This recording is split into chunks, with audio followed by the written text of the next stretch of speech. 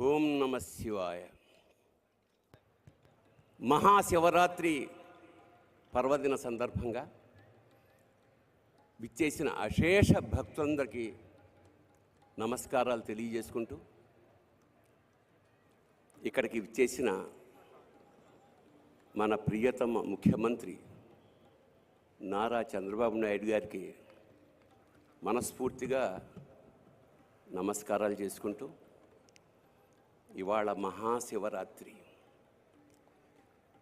శివరాత్రి ప్రతి నెలా వస్తుంది. దాని పేరు మాస శివరాత్రి. ఏడాదికి ఒక్కసారి వచ్చేదే మహాశివరాత్రి. ఈ మహాశివరాత్రి సందర్భంగా ఆ పరమేశ్వరుడు మహానందపడుతున్నాడు. కారణం ఏమిటంటే,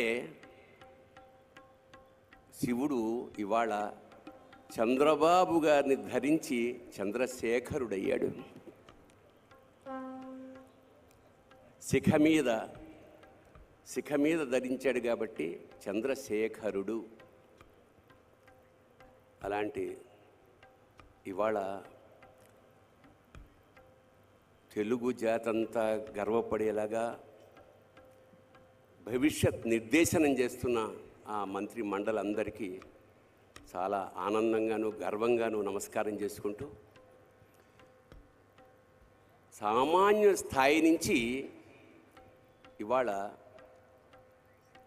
అంచెలంచెలుగా ఎదుగుతూ ఒక మహావటవృక్షంలా తయారైన వంశీకృష్ణ గారికి నిజంగా అభినందనలు తెలియజేస్తూ, ఇవాళ ఇంత మహాసభని ఏర్పాటు చేయగలిగారు.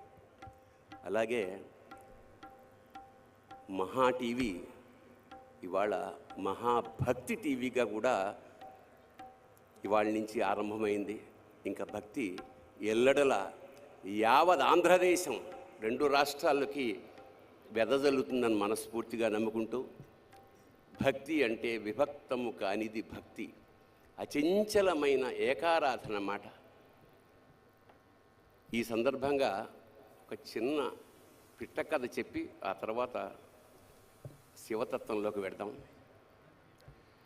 ఒక బిజినెస్ మ్యాన్కి బాగా డబ్బులు వచ్చాయి. బాగా డబ్బులు వచ్చిన సందర్భంలో అతను వజ్రాల ఉంగరం చేయించుకుని నవరత్నాలది. మరి ఏం కక్కుర్తి పడ్డాడో, కొంచెం తక్కువ వచ్చింది అందులో బంగారం. పెట్టుకున్నాక రాత్రి తీసేద్దామంటే బిగుసుకుపోయింది, రావట్లా.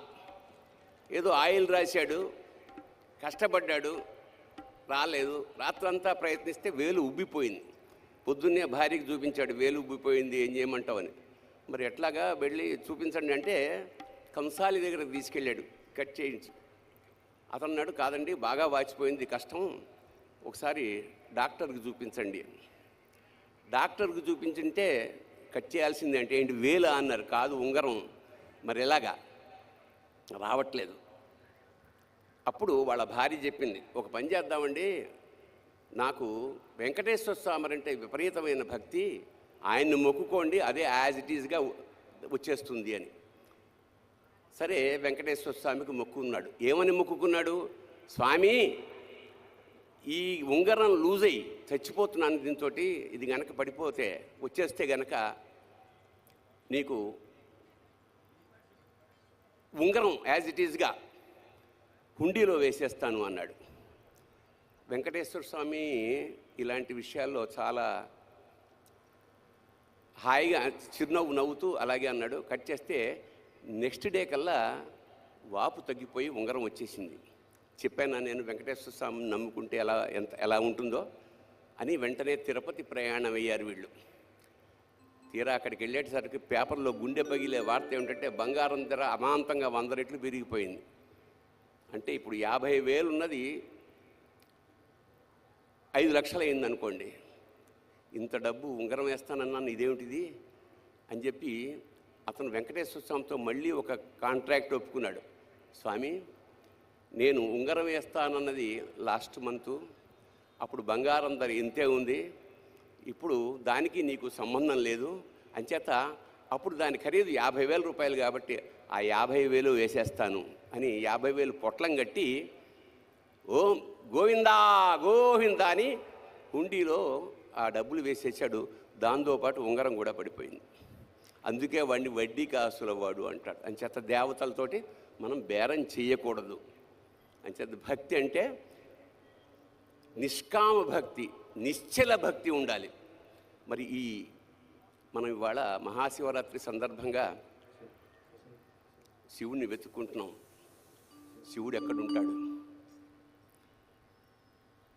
ఎక్కడ ఉండడు? సర్వాంతర్యామి కదా.